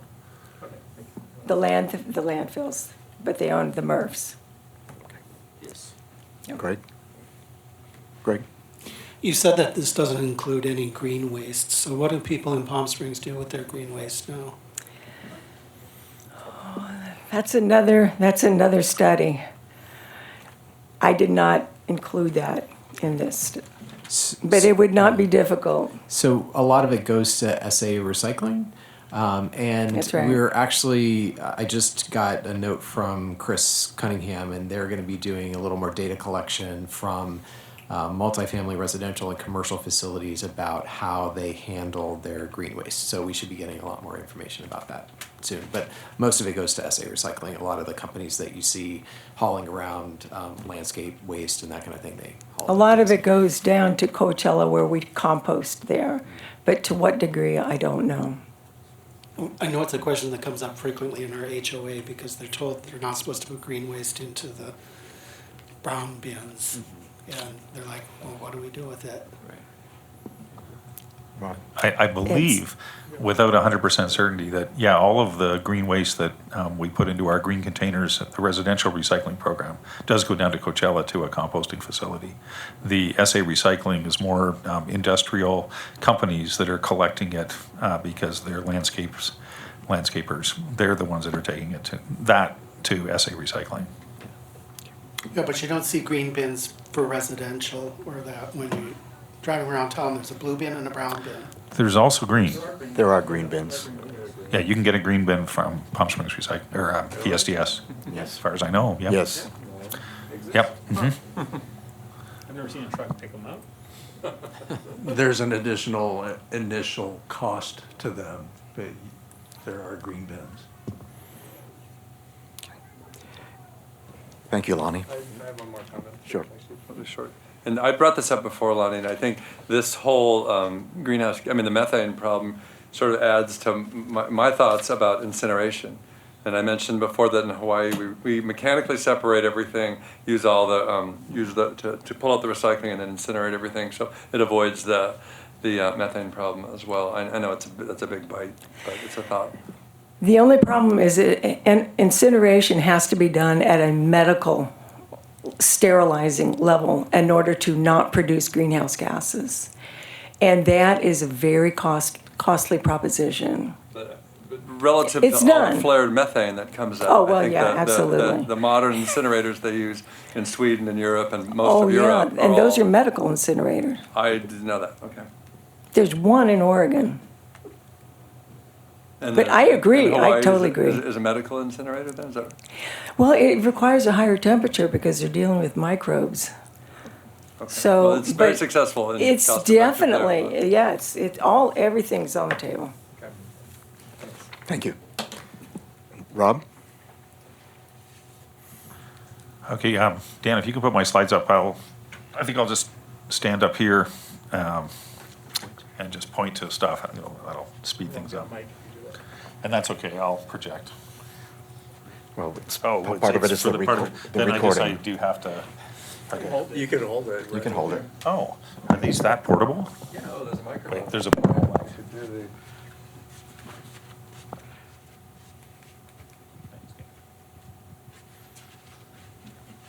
now, is it working? Yes, it is. So as Patrick mentioned, we've been going and doing a survey of the waste containers in the public parks. And I just want to give you some preliminary data tonight. It's not finished. This is just an ongoing sort of update on what we've discovered so far. And those are the people that have been doing it, Patrick and Gary and myself and Gary's wife in Demuth. Okay, next. So what we've been doing is getting contamination rates. And so I'll just quickly describe it. It's a very simple metric. If you are looking at a recycle bin and there are 10 items of waste in the recycle bin and 2 of them are non-recyclable trash items, then you have a 20% contamination rate. Conversely, if you're looking at a trash bin and you have 2 items that are recyclable, then again, you've got a 20% contamination rate. And this is the first thing that we discovered in Demuth, but it's also been replicated at several of the other parks. We're getting fairly high contamination rates in our recycle bins, somewhere between 40 and 50%. These are just means and medians, and I'm going to describe why I pulled that out in a second. The trash rates are lower than the recycle rates of contamination. Demuth here is interesting because you'll see that there's a differentiation between the mean and the median, with a higher average than a median. And what that means is that there's outliers. There are trash bins with much more contamination rates than the average. So that was a mystery at first, but both Gary and Patrick were able to clear it up for me, and they said, here's what's going on. It's the trash containers that are close to the sporting areas, like baseball fields and the like, the dugouts. They have way higher amounts of recyclable material in them than the other trash bins that are more separated and spread out across the park. So next slide. So I broke it down that way, and I separated out the ones that are in non-sports field adjacent areas and ones that are in sports field adjacent areas, and their observations were completely borne out. You'll see that if it's in non-adjacent areas, we're getting the standard situation, which is a fairly low contamination rate in the trash containers and a higher contamination rate in the recycles. But if we go to these sports adjacent areas, the contamination level in the trash containers goes way up. Next slide. Here is what we found in Sunrise Park. It is interesting for 2 reasons. One is that the trash again is very low in terms of contamination, but the recycle numbers have just gone way up in Sunrise Park. So this is setting off some warning signals in our heads, because what may be going on is that there are people going through both sets of containers and they're picking out the recycled materials, and that's pushing down the contamination rate in the trash, and it's really jumping up the contamination rate in the recyclable, because what they're leaving is the trash that people have put in there. So we've got good numbers, but we still need to do some exploring to find out what they mean and whether that's kind of contaminating our assessments here. Any questions? So if that were the case, that means the cans are acting as a sort of a transfer station for cans that are actually being taken to the recycling bin, Yeah, in effect. I do know of that this has actually been going on up in Ruth Hardy around the tennis courts. There's a snowbird couple that have been doing it through the winter. They've been going through and taking recycled materials. It happens in my bin. There's a guy that drives a brand new gray Honda Civic every day. People put the recycling on top of the recycling bin, and he comes and takes it all, puts it in his trunk, and drives off. Yeah, so it's happening. It's probably going to SA Recycling or Palm Springs Recycling, and we need to explore that more so we can get better metrics. But this is all really good information, and will be discussed in the subcommittee, and really will lead into the plans for placing containers and signage and markings on containers as well. Yeah, I mean, one take-home message from this, if we can trust the data, is that we definitely need to get the trash containers that are in those dugouts paired up with recycled containers. I mean, it's just a no-brainer. That we have to get them in there, and the sooner we can do it, the better off we'll be. In your presentation last week, in USA, you did mention that at the dugouts, they only had trash containers, so there wasn't a recycling one close by. So if you're playing sports, you're not going to get up, walk halfway across the baseball field to throw away a soda can. That's correct. when You're there's not a going to trash do can it. right there. Yeah, So yeah. That's sort of the problem, is they don't have the recycling bins next to the trash bins at the sports areas. Correct. David? To add to your already very large workflow, also at the NUSA conference, there were receptions outside on the Wednesday and Thursday evenings on the east side and then the west side of the convention center. In both cases, there was no opportunity for recycling. It was just, I think, just cardboard containers and then sort of white plastic bags. So I get a nice, beer with my little drink ticket, and then into the trash. So it's essentially a very, very high contamination rate. So when you're working with various partners, as you discussed at the NUSA presentation, the convention center would be a good partner, and perhaps, and I mentioned this to Jeff when I saw him on Sunday in an event, that would be putting recycling goals in the contract with whoever it is going to operate the convention center, because that's certainly is being renegotiated right now. That would be a good sort of thing to see, actual metrics, recycling metrics and obligations in the convention center management agreement. And that's really typical of special events. Another example is the farmers market in Palm Springs. They just have the single cardboard containers out there, and I tend to check them every so often, and it's a mixture, of course, because that's all that there is, the single type of container. So the other observation that I had when we were doing this is, and it kind of brings together the work that you're doing, Lonnie, and the work that you're doing, is that I think it does raise some interesting questions to me about what people think they can recycle. And so there was a lot of stuff in the recycling that, I guess you could think about that as being recyclable. It has a 1 on the bottom, so people say, okay, well that must be recyclable, so they put it in there. And so anyway, so they're not getting the subtleties about food contamination or some of the other things that make things non-recyclable, even though they seem like they should be. So again, I think that's such an important kind of finding from this, and hopefully we can work together to figure out how we manage that better and message that better. So Yeah, let me just add to that before I join.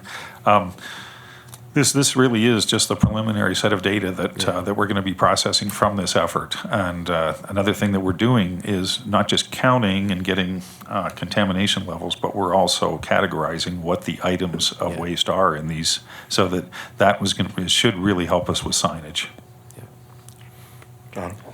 I wanted to clarify, when you say contamination rate, you simply mean there is, for example, a paper cup in the trash, but not necessarily, you're not codifying whether or not it's so soiled that it couldn't be recycled?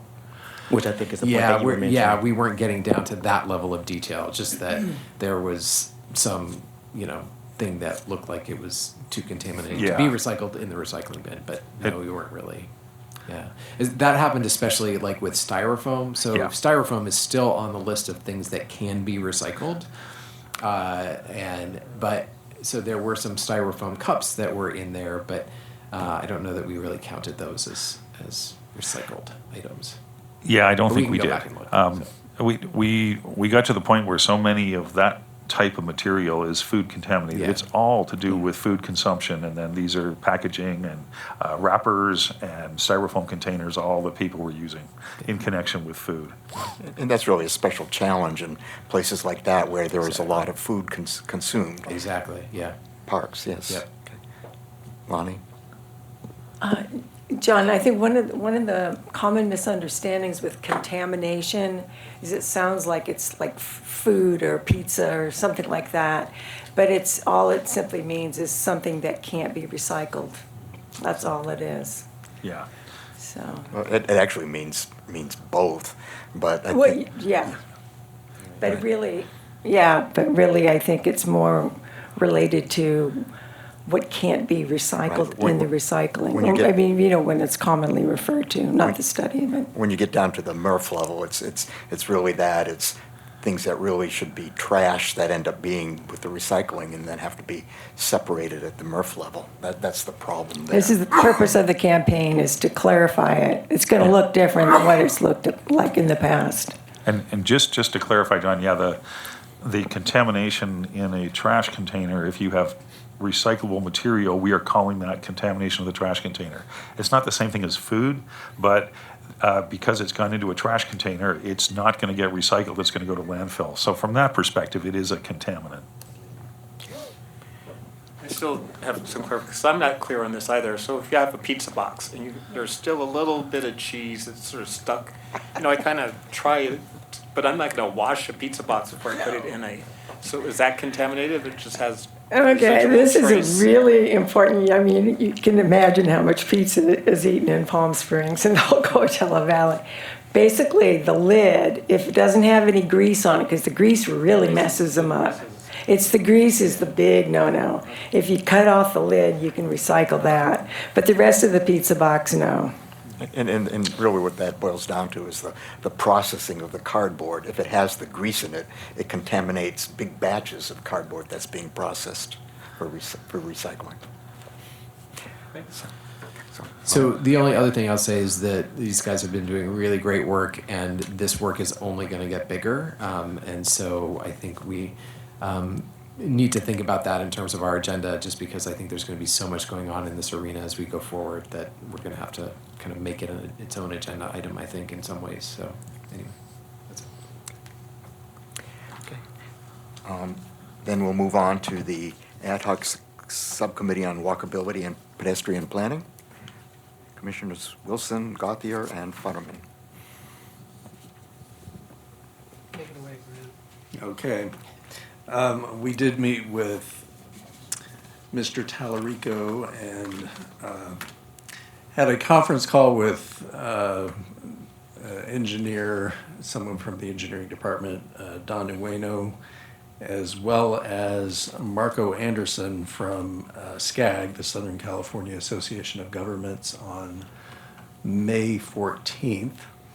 That was not exactly the kickoff meeting for the project, but it was sort of a kickoff meeting for those of us involved with the Walkability Plan grant. So we are now tasked with reviewing the scope of work and providing that to Patrick for his review. And we did discuss some items at that meeting that were not included in the original Walkability Plan scope. Some things associated with zoning, for example, which I have more recently learned that the planning department has put out an RFP, or request for proposals, for a general plan update for certain aspects of the general plan, including the land use element. So there may be a bit of overlap there if we find that the budget for the SCAG grant is not adequate for addressing all of the issues that we want to address in the walkability plan and safe routes to school. So that's where that stands. We have a manager assigned by SCAG for that project, and so things should be really kicking into gear within the next month or so. Yep.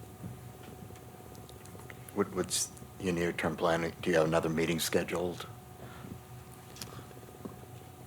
Oops. For our subcommittee? Yes. We don't have a date set up, but we will be setting that up probably after we submit our input on the scope of work to the sustainability group. Okay, thank you. Once we submit the scope, they then will go through the process of hiring the consultant for the city, and that was going to take a couple 6 or 8 weeks, I think. couple months, I thought it was. And unfortunately, we found out that the clock has kind of already been ticking on this project, so we For have like to a have this year. wrapped up by January 2021. So we're only sitting with about 18 months to complete the plan. So as soon as the consultant's on board, we'll be working hard to support that scope. Thank you. John? it sounds like you're working on your priorities now. You're sort of shaping them. Well, let me back up. So my understanding is that this SCAG grant is to write to create a plan. Is that right? Yeah. And so you're developing the priorities that plan will cover now. The priorities were pretty much set in the Okay. proposal process, Mm-hmm. a year and a half and awarded, so we can tweak some of that, and we're looking at the scope and seeing, has any of that work already been completed, Mm-hmm. and was there something glaringly absent from it? So I would say that the priorities are really part of the development process. So part of the scope of the work is for that consultant to convene meetings with the public and identify what their concerns are and that kind of thing. So I would say that that's really the priority development, and then that gets translated into the plan. Has there been? Sorry. I was just going to add that one thing to keep in mind about the scope is that it was drafted by the engineering department here. And so it really focuses on the public realm. And way back, years ago, when we first started talking about this, we were also referring to a walkability plan draft that had been created by a citizen of Palm Springs and presented to the city, but was never adopted. And that gentleman is an architect, and so it has some urban design features, form features that I think would be valuable for the walkability plan in terms of providing shade for pedestrians as they're walking down the sidewalk or whatever. So I think there is an opportunity to include a private realm aspect to this, and that's one of the things that we're going to be looking at to see if that can be accommodated in the scope of work. And I was actually going to ask if any of the Section 14 recommendations, the complete street recommendations, or the hotspot study that the Measure J Commission funded, were going to be included in the plan at all? Presumably, yes. I know we had an exchange about the Section 14 Complete Streets plan earlier. Bearing in mind also that that plan is 6 years old, and there are some things that have, some items that have been developed in the city that are not necessary, or are going to be developed in the city, that don't quite match what is in that particular plan. So I think that those items will be reviewed and accommodated and addressed in this walkability plan. I guess for me, one thought, if you would consider it kindly, is that I know that when Measure J did the hotspot study, there were a number of issues that were addressed, and I've seen some of them come through our commission. So, for example, there are some issues regarding the curve, which was one hotspot that was developed. I think that trying to address those issues could be a good thing. I know that in the past, there was an effort to create additional reports related to those hotspots, but they didn't happen because they were too expensive, and they were looking for other grant money to fund those studies. So I think there's work that could be done to kind of expand on that hotspot study in what you're doing. And in the Code Enforcement and Public Works Committee, we have addressed future hotspots as well, but it's I think it's generally accepted that there won't be any significant funding from Measure J for a couple of years. The last funding is dealing with the curve and dealing with some pedestrian issues on South Palm Canyon, further up north, the downtown area. There's several $1 million worth of projects going on, and there probably won't be any funding for additional projects for a couple of years, as I said. That's why I was thinking this would be a good opportunity to kind of look at some of that other stuff. Perhaps merge the efforts. Okay. Any other comments or information? Yeah, I was just going to add that there's quite a history associated with some walkability and pedestrian planning efforts that have, I don't want to say fallen to the wayside, but they've never really gelled into something substantive adopted by the city. And I think this is our best opportunity for that.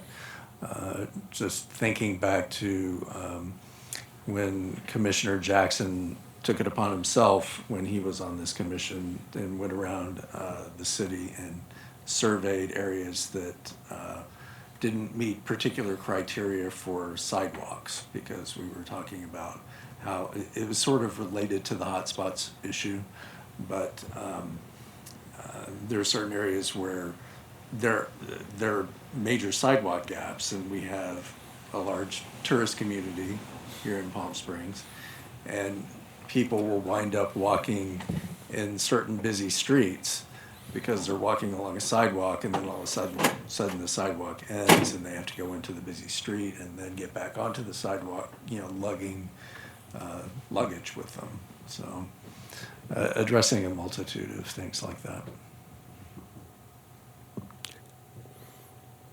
Anything else on walkability? Okay. Next is Ad Hoc Subcommittee on Film Festival Programs. Jen? Last month's Serengeti Rolls was the best attended of our film series. There was over 100 people there, and many of you were there. And if you haven't seen that film, definitely check it out. It was inspiring and beautiful. The last of this Go Green Sustainable Film Series is next Thursday, May 30th. It's called The Need to Grow, and there will be master gardeners there with offering seedlings. So if you bring a 3-inch pot, if any of you are interested, or to spread the word, you can either get a basil plant, I think, or flowers. And at 6:30, that's at 5:30, 6:30. Also, there's organic wine tasting. Annie Arnold, if you know her, she's got this organic wine business, and she's doing a documentary called Off the Vine. And so you can check out the preview at 6:30, and then at 7 o'clock is The Need to Grow.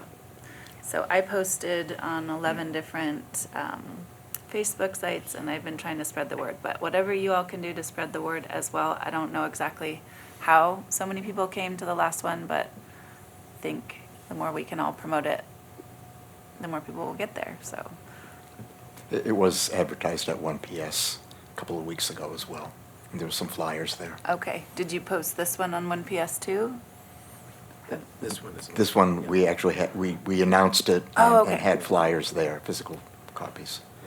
For this upcoming For one? the upcoming one, Oh, yes. okay, great. Right. Wonderful. Do these also go in the city's event calendar on the webpage? No, they're on our website, but I don't. Yeah, but know the if city master calendar Yeah, has I don't know everything if from they go book onto the reading at the website. library. and- Yeah, I could check. One thing we've kind of lost sight of in discussing film festivals is the Wild and Scenic Festival that we'd been talking about quite a while ago. In fact, I think that was the reason we actually set up this ad hoc subcommittee. Is there any interest, any discussion? It seems to me that the last time you were looking at late this year. We're thinking, yeah, next fall, so. Timing it with the first day of the farmer's market being I see. outside. Okay, so you're still Yes. looking at it. We're and still so- working with the Palm Springs Cultural Center on that. Okay. So we'll keep it on the agenda for reporting. Yes. Okay. Thank you. Okay.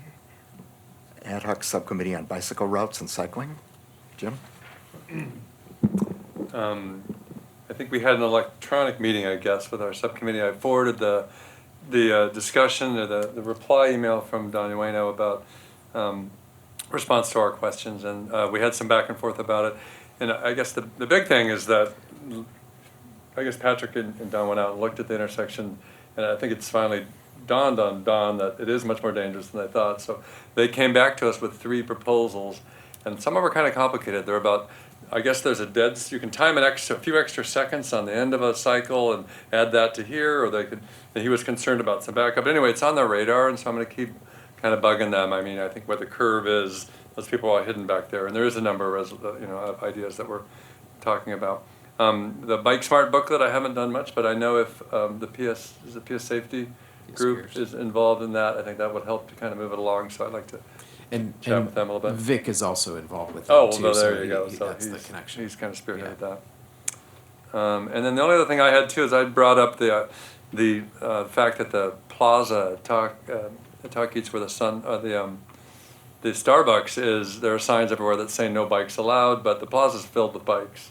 And I think as part of a vibrant pedestrian community and a vibrant bicycle community, we need to accommodate those bikes. And I'm not saying that people should be allowed to ride their bikes, but I think a lot of people, have start their bike ride at Starbucks, and they have their, $2,000 and $3,000 bicycles, and there is a bike rack that's kitty corner across the street, but no one wants to use it, it seems. So I'm looking for ways to sort of make some progress on that. And I haven't done much on it, but that's kind of on our agenda list of our wish list. So that's it, unless there's any questions. Dan, isn't there budget for putting bike racks in places where people request them? Might that be a solution? Yes, the downtown bike racks, merchant requests them, and then the city will go in and install them. Patrick and I were talking about that just earlier today, and I do have a contact with hopefully she's still the area manager for Starbucks, so I will reach out to her to see if she wants to put one in downtown, because we put some at the South Palm Canyon Starbucks. And I guess I'd wonder why there are signs that say no bikes except police bikes, which to me is a little intimidating. But they're on the west side, and there's both are the other entrances to that plaza. And I got to figure out whoever put those signs up needs to be addressed as well. I'm not familiar with those signs, but we can follow up on that. Yeah. Okay. Thanks. So the other thing that I would mention that Dan and I have talked about is making a more aggressive campaign around trying to identify locations for bike racks and approaching those businesses and actually starting that conversation as opposed to waiting for them to come to us. So that's another thing we'd love some input on in terms of other places we'd like to see them. And I will add that there's only one at Revivals, and it's always filled with bikes. I talked to the owner. He said, "Oh yeah, we love another one," but talk to the owner of the plaza. So I just got all his information. I'll send you an email about that. So it appears that there's a lot of potential for adding bike racks, which is great. Okay. Thank you. Thank you, Jim.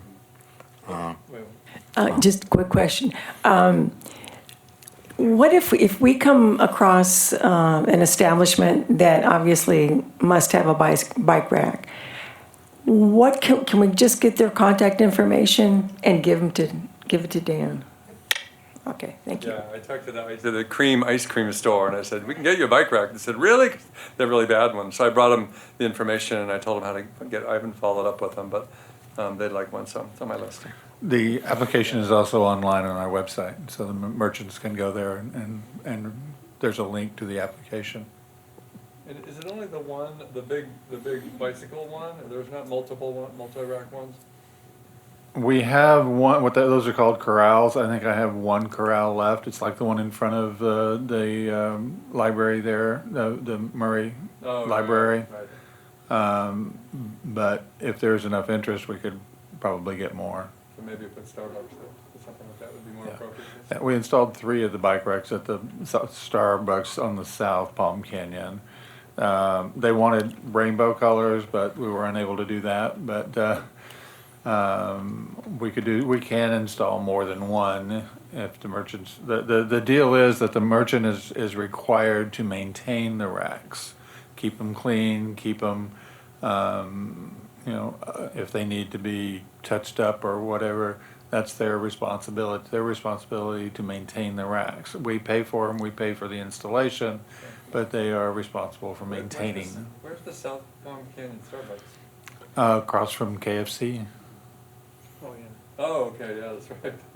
Not in that area, but I know where that is. But thanks. Okay. Next item is World Environment Day. Jen? So our event is just 2 Sundays away from 2 to 5 at the Pavilion, and hopefully you all can join us. Right now we have about 20 exhibitors that have, that are committed to having a table. 3 of those are sponsors, so Palm Springs Disposal is giving us $500, which is great, and Hot Purple Energy is giving 100, and Peak the Energy Coalition is giving 100 also. So that's going to be very helpful just for the kitty for next year, and maybe some other expenses that still need to be covered. So we only have 2 chefs confirmed so far, but T. Centora has made a contact with another one. So hopefully that if you guys know any vegan chefs, or Tanya? What is the date again? it's Sunday, June 2nd.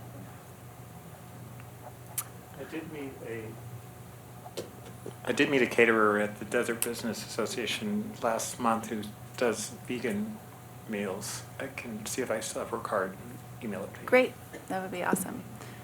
So this will really showcase, farm to table cuisine. Chef Weplo, I believe, wants to make like zucchini noodles, so we want to get as much produce from the farmer's market as possible, but if it's something else that, that somebody is inspired to create, I'm sure we could get other organic ingredients if needed. But definitely all plant-based food for that. T has also been working with some fine artists, so we'll have, this is a new part of this event. There will be 13 fine artists. Some are going to be doing some live art creation, which is great. And so there will be like a whole section of fine art as well as the student art contest. The student art will be hung next Wednesday, and I invite each one of you to come and judge the student art show. So that will be Thursday and Friday over at the pavilion. And hopefully, I'm hoping to have a few other artists. So if, it's not in our budget that we have, but because we've gotten a little bit of extra money from these new sponsors, it would be really nice to have a couple of artists doing like repurposing, upcycling, showing people how to, upcycle. And so I thought maybe we could use a little bit of that money for, to inspire them to come, and also, I don't know how we acquire those kind of items, but that's something that may be happening. And face painting, would you all be okay if we gave a little bit of funds to some, student face painters to inspire them? It's hard to get volunteers, so. And then we have lots of flyers, so if any of you can take some flyers tonight, thank you. That would be great. I think that And is. some beautiful billboards. We have 3 beautiful billboards. Have any of you seen them? Where are they? They're, the first one went up at Mesquite or Dinah Shore at Crossley, so going east. Is it Saints Bethlehem? And then there's, actually, no. There is one on Genotri. But there's one at Mesquite or Dinah Shore going east. Is that Dinah Shore? Is that called Dinah Shore right there? It turns into Dinah Shore.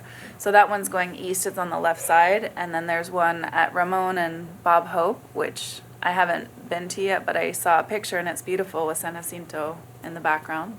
And then the one going north on Genotri. Yeah. If it's still there. Oh, gosh. Or covered with sand? Yeah, and we hope to see you at the event, and if you can take flyers, I'll give you some after the meeting tonight, and if you have any other means of emailing or spreading on social media, we, would appreciate your promoting the event.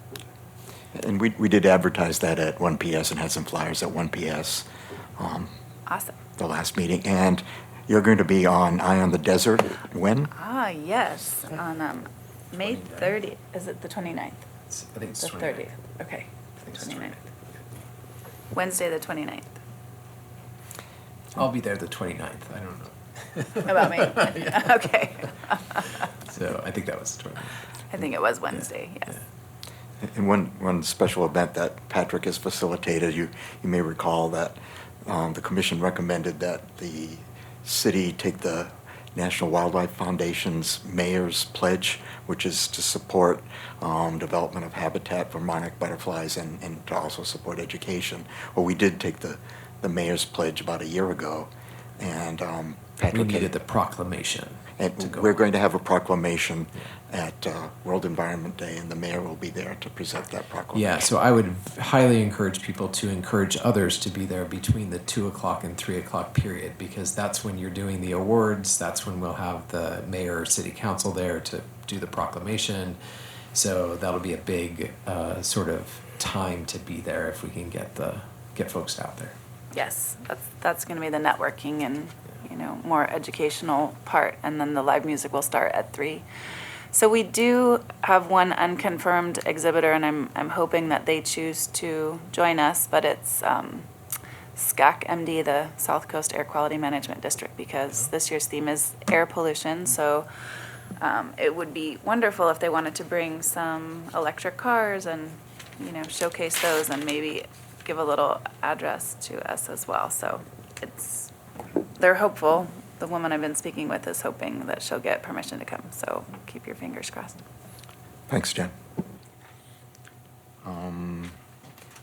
Bighorn sheep habitat protection. That's the next item. The last I heard was at Marcus Fuller's desk. I did bump into Lisa at NUSA, and I mentioned it to her and asked if we could be brought up in closed session. She said she would look into it. I know it's a really busy agenda, and there's a lot going on in closed session. So we'd like to move it along, but we don't know much else unless Patrick has anything new. I do not. Well, one thing though that we have, one thing that we've discussed, Patrick, Dan, and I, when we were preparing the agenda, was referring to the fact that last month we voted to establish an ad hoc subcommittee on habitat protection. And we realized that the subcommittee would be you and Jane Garrison and other people. We thought as an alternate it might be better to not have a subcommittee, have them form a subcommittee, and have you be the liaison to that subcommittee, just like David is like liaison to the DWA board, and he goes to their meetings and reports. And that would be less complicated, and I believe we would have to notice a meeting if it had members outside of the commission, so we would not have to deal with that as well. It also just seemed more appropriate because you're the only person on it. And Yes. so- Yeah, and I spoke to Jane's got a couple of things that are pending tomorrow that's really consuming her at the moment. So I think as soon as we make some progress and get these signs put up, that's when we're going to start digging into what our educational efforts are going to be. So you'll continue to Yeah, interact, I'll of work course, on and it. so I don't know if we need to decommission the ad hoc committee, but it just makes sense to operate that way. Wellness. Carl? So I've spoken with Richard Noble of the Climate Reality Project in depth for a long time now. So he has a couple of ideas that he would like to have sustainability take on. The first one is this climate change summit. There's no date. I suggested the fall to give us enough time to plan anything.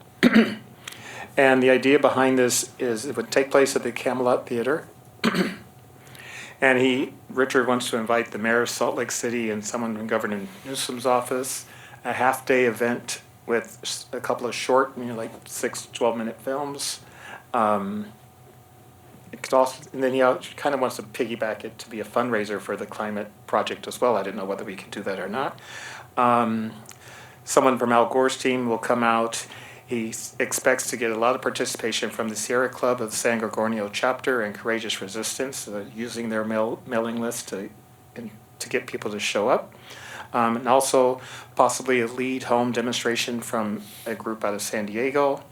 And his goal is to get the city of Palm Springs to be green by 2030.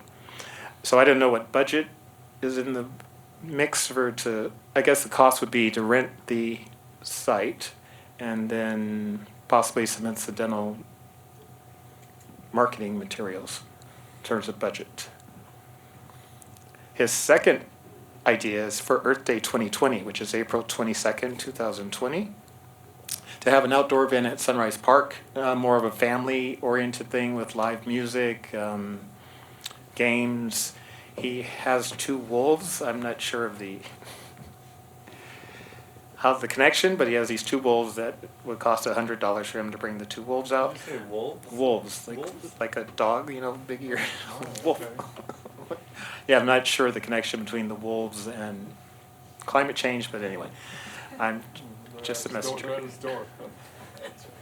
And he, for some reason, he thinks that Purple Energy would be willing to bring out power trucks to use for the generating of electricity for the bands and whatnot.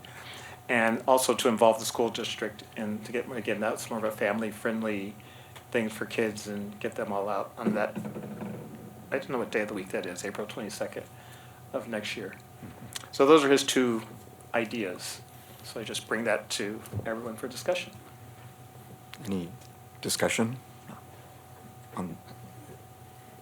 It seems like this might overlap a little bit Yeah. with some of our other efforts that might be better suited to sort of tag along them. I don't know, starting all over from Heard some scratch is today, helpful. yeah.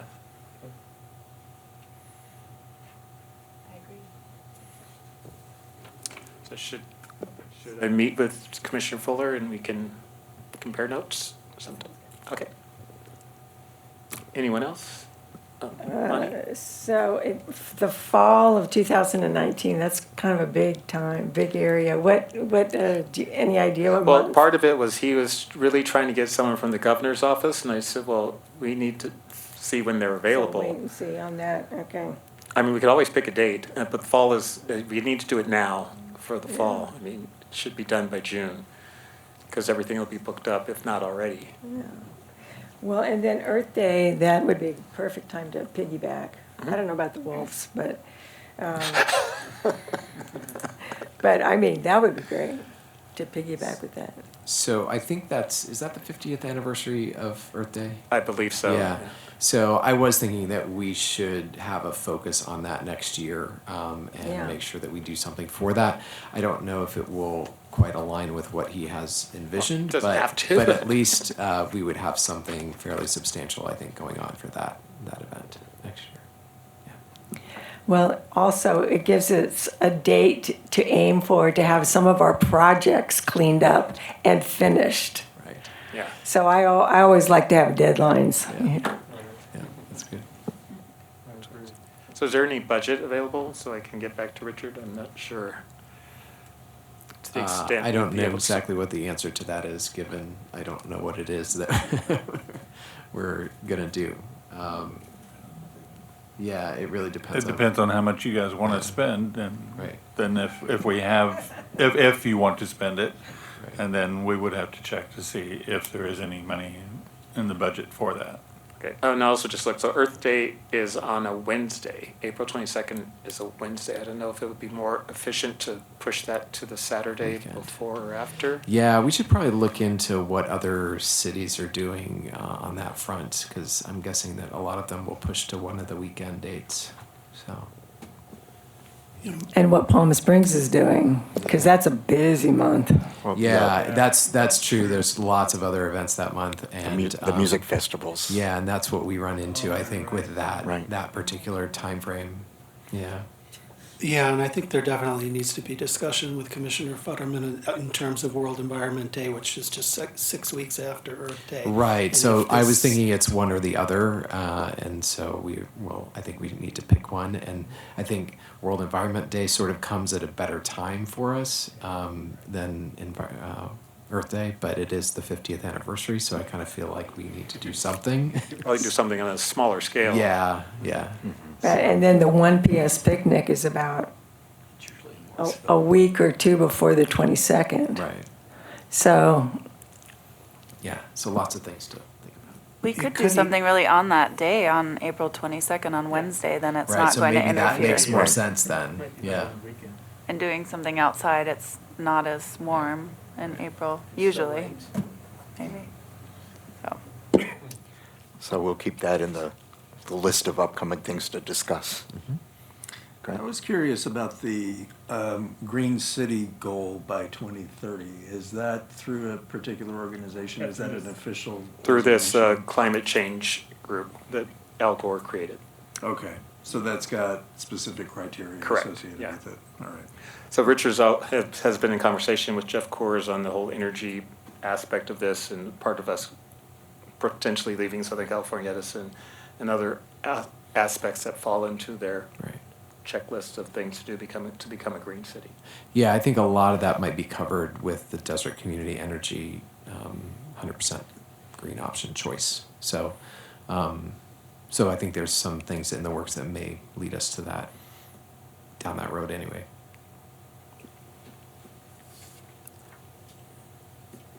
So one last thought for you to think about maybe is, if we went with World Environment Day, maybe the climate summit could be the Earth Day event. And that would give them more time for planning and scheduling and all of that. Mm-hmm. Yeah. Is that always the first Saturday in June? Or First Sunday. does that mean Sunday in June? Yeah. Anything else for Carl? Okay. Thank you. Thank you. The next item is water. David? Thank you again, Chair Clark. Busy agenda from DWA, so I do have a fair amount of reporting back items that are of interest for our group. First is the DWA is working on the rebate programs for the new fiscal year beginning July 1. It plans to increase the residential rebate from $1 per square foot to $2 per square foot. Commercial rebates will still be available, $2 per square foot, and municipal rebates, that means us, at $3 per square foot.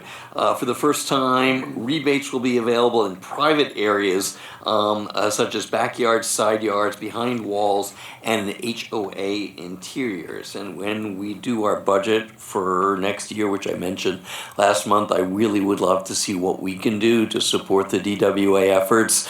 Either that's additional funds or waiving some permit fees, because I do believe that the Planning Services Department will have a minor architectural application with some fees, so perhaps that could be to encourage some of the HOAs to get their interior areas. DWA feels that they've pretty much got as most of the front yard, so they're looking at backyards now. Also, DWA is working with one that's instructed their staff to work with our staff on a conservation demonstration garden at the airport in the areas surrounding the fountain. They'll be applying for a grant through the Coachella Valley Integrated Regional Water Management Plan, which they approved this morning, but that's Prop 1 funds. So I understand, Patrick, that you're working with Ashley on that, and perhaps you can give us a staff report back either next month or July so we know what we're doing. I've been sort of raising that issue for at least 2-3 years with Stacy, and I'd love to see something go forward on that. So I can just give you a quick feedback on that. So I've been working sort of behind the scenes to coordinate the interested parties here to make sure that we have a smooth path for whatever they would be coming up with. So essentially what we were waiting for, the budget conversations, both with the city as well as with DWA. And so as soon as all that stuff is finalized, then we'll move forward with a formal kind of proposal for what we want to do. So, but everybody seems to be in favor of doing something. And so I think it's just a matter of what that looks like and how much it might cost. But I also did set aside some funds in our budget, as I think I mentioned last time, that I wanted to try to ramp up that conversion program as well. So, and maybe reinstitute some of our rebate programs as well. So. Great.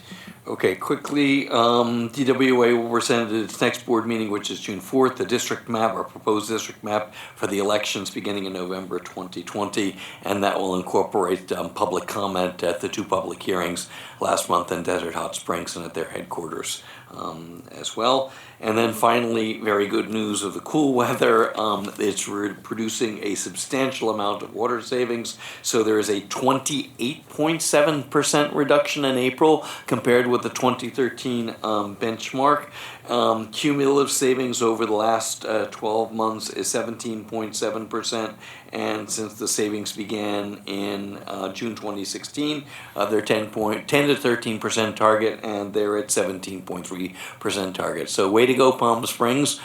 We are doing exceedingly well with obviously a little bit of a cathedral city in the Cove, but largely that's a DWA as Palm Springs service area. So keep up the good work on water conservation.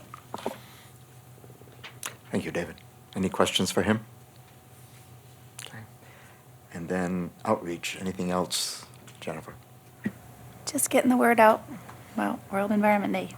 So make sure to get flyers from me before you leave. Okay, so the last item then on the agenda is commissioner comments and upcoming agenda development. So we'll go around the room if you have anything to comment on in addition to what we've discussed, or have a suggestion for a future agenda item. Go ahead, Rob. No comment from me. None for me. John? Jen? I spoke with Tracy Albrecht of BLM and the Santa Rosa San Jacinto Mountains National Monument about at some point doing a fountain grass eradication program where we could maybe work. I suggested perhaps the Urban Conservation Corps where they could do some of the work of taking it out because it's labor intensive, and if we could give them an alternative that would be replanted right there, that would be beautiful but not invasive.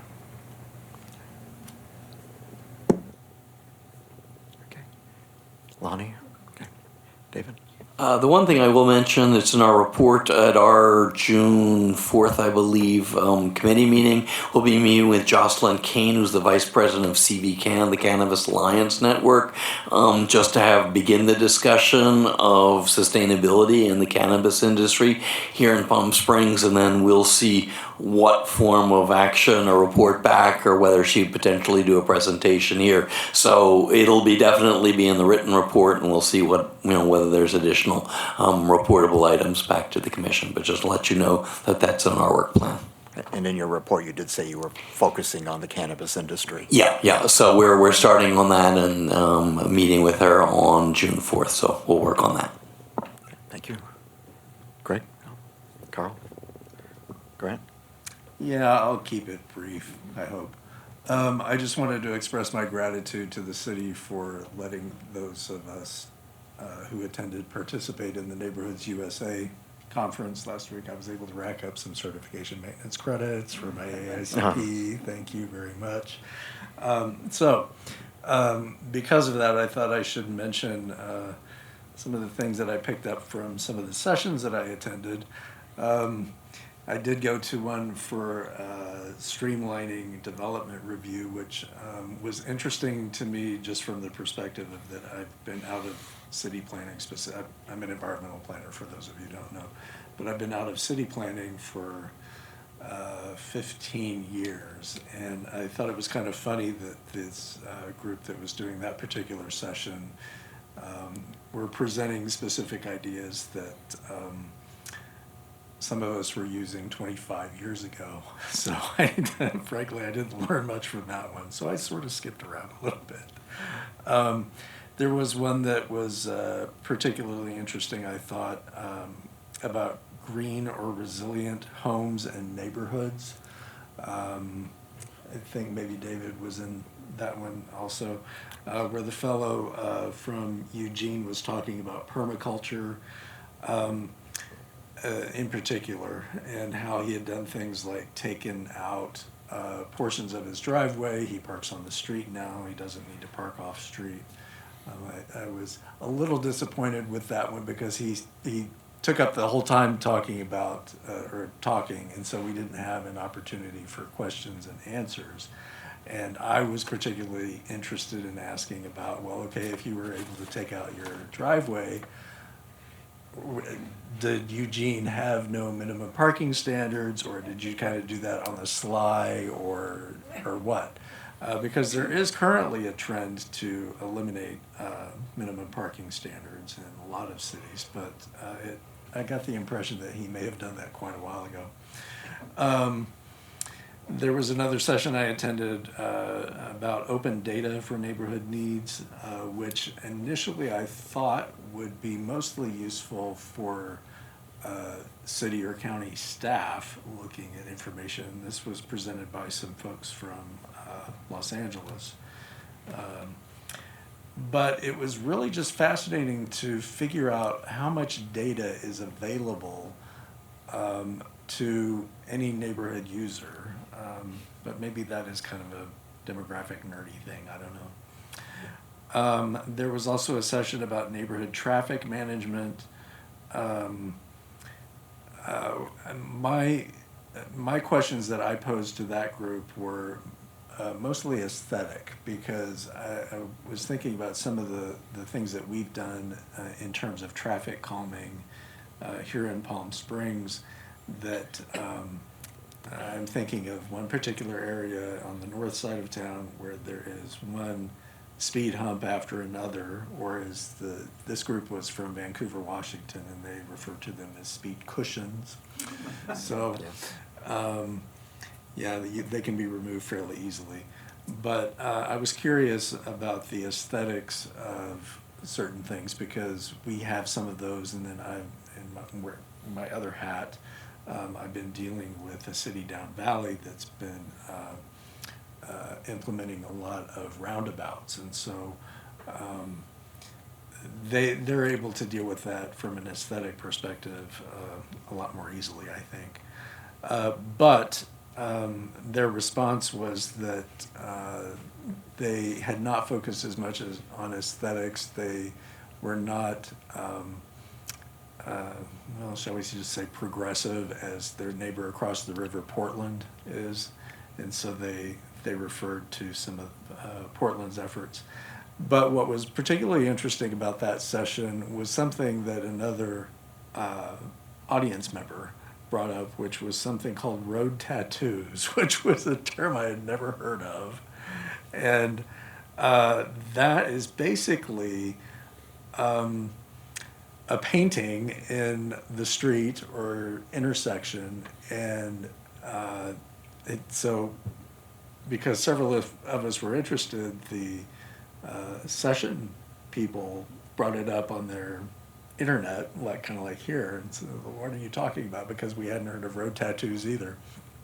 And so they brought it up and showed it, and it was basically paintings of flowers or some sort of landscape scene or something, but it was in the street, and it draws a driver's attention to it as they're cruising along, so they slow down.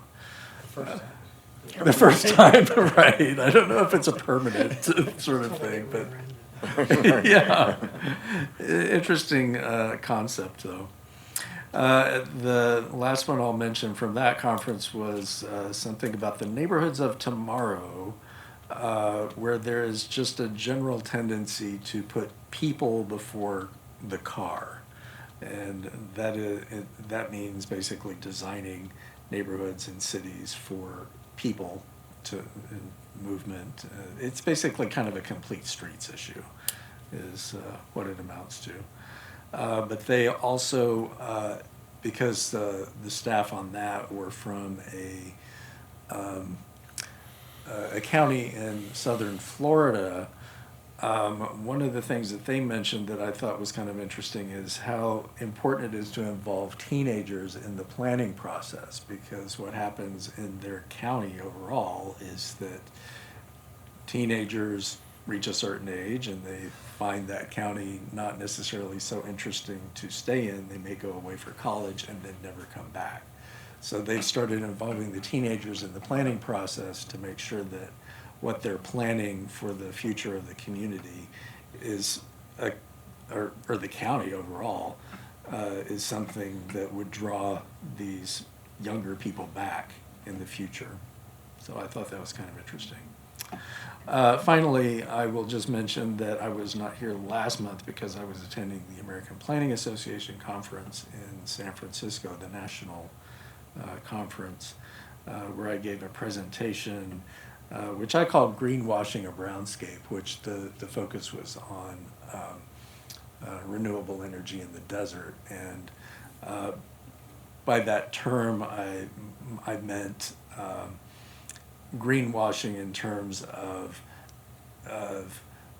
it's not always necessarily environmentally beneficial in remote areas. So I was just sort of playing on words there.